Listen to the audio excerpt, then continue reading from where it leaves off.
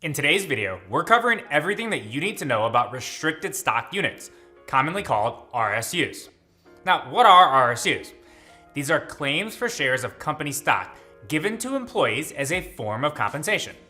RSUs are structured to vest when a certain period of time has passed or when certain milestones have been reached. And unlike stock options, which we have another video on and we'll link below, you do not have to pay to exercise RSUs. Once they vest, they're yours and will have some form of value upon vesting unless the company's stock becomes worthless. Now, once the RSUs vest, employees receive underlying shares of company stock. They are considered income once vested, and a portion of the shares is withheld to pay income taxes. The employee then receives the remaining shares and has the right to sell them. A quick disclaimer, and as always, we created this video to provide a general overview of tax and financial topics, and it's always important to reach out to a tax professional about matters specific to your situation. RSUs are issued on a beginning date, known as the grant date, and then the employee gains ownership of the underlying stock on the vesting date. Now, once the RSUs are vested, the employee owns the company's stock. It's no longer an RSU, it's just a stock, just like you would if you bought an individual stock of any company. The employee then has the freedom to do whatever they want with that stock. You can either sell it, hang on to it, whatever you like. For example, an employer may grant you 1,000 RSUs on the grant date, with 250 shares vesting 1 year later. That means after 1 year, you own 250 of the 1,000 shares of company stock initially granted. The year after, another 250 RSUs are vested, and so on. Now, in terms of vesting, RSUs usually contain a vesting schedule that must be satisfied before the employee can own the shares. The vesting date is the date when the employee is eligible to sell or keep the stock units.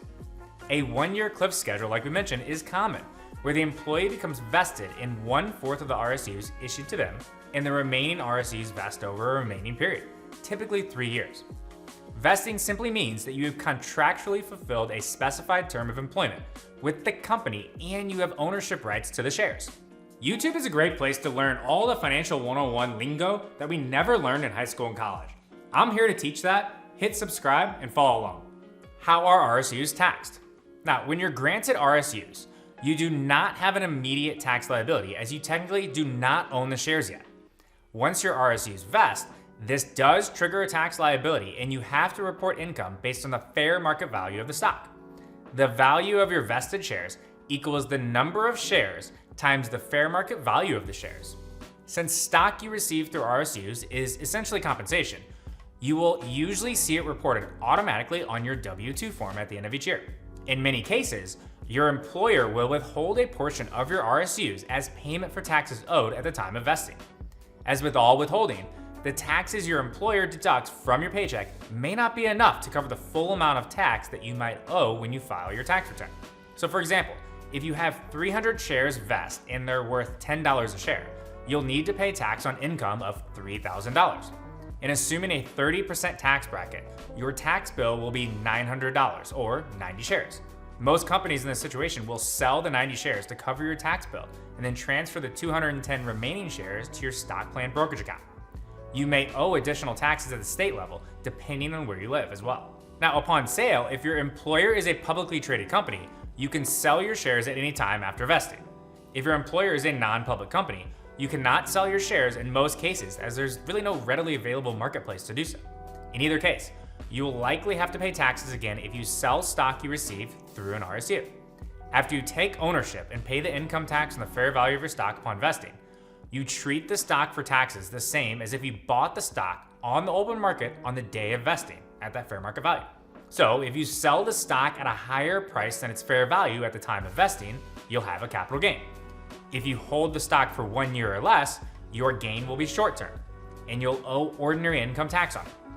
If you hold the stock for more than 1 year, your gain will be long-term, meaning you will pay tax at the more favorable capital gains rate.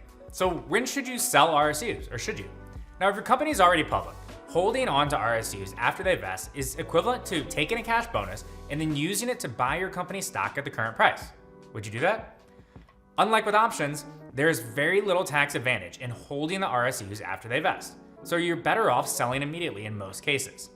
Yes, you may owe short-term capital gains tax, of course, which is taxes or income, But if you sell these right away, it's very unlikely the price of the stock fluctuates so much that this tax liability is that significant. Now, some employees may want to hold on to their shares out of company loyalty or because they believe in the company's future prospects. It's very common.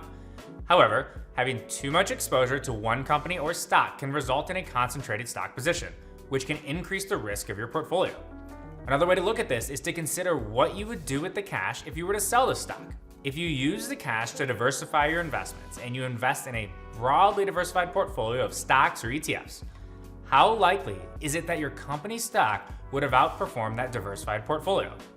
Now, no one really knows that, and for that reason, many employees should consider selling the majority of their RSUs and then investing in more diversified investments. When looking at stock options and RSUs as a form of your initial offer, you should expect to receive fewer RSUs than stock options for the same job, because RSUs do not have an exercise price. So let's look at a hypothetical private company example to illustrate this.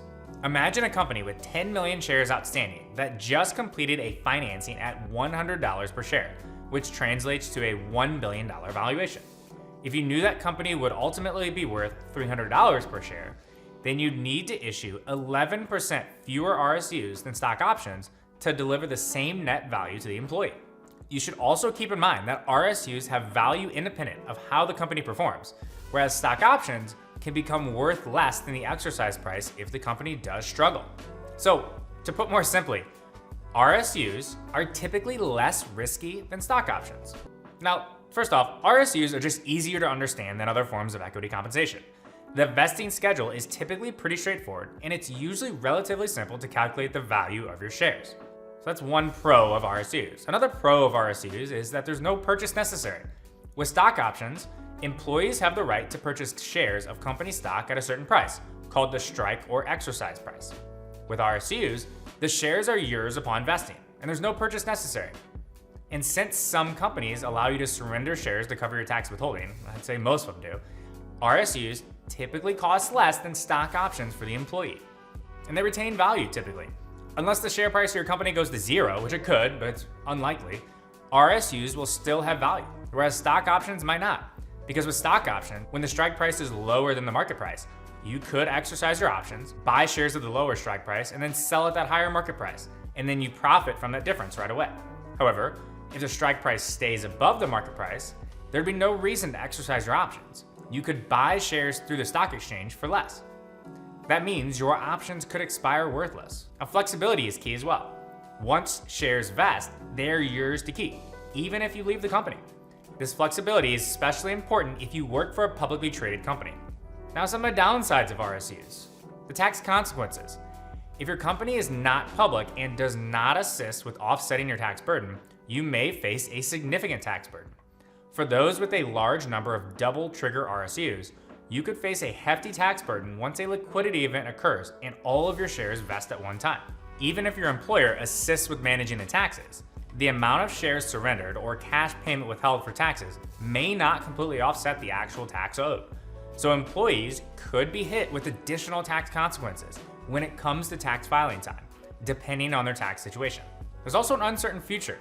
With private companies, you're faced with the potential that you may have to wait a while before you can own and sell your company stock, despite paying taxes for that ownership. That uncertainty can be tough to manage if your company does not grow as quickly as you may have expected. Thanks so much for watching. If you deal with taxes on equity, watch this next video.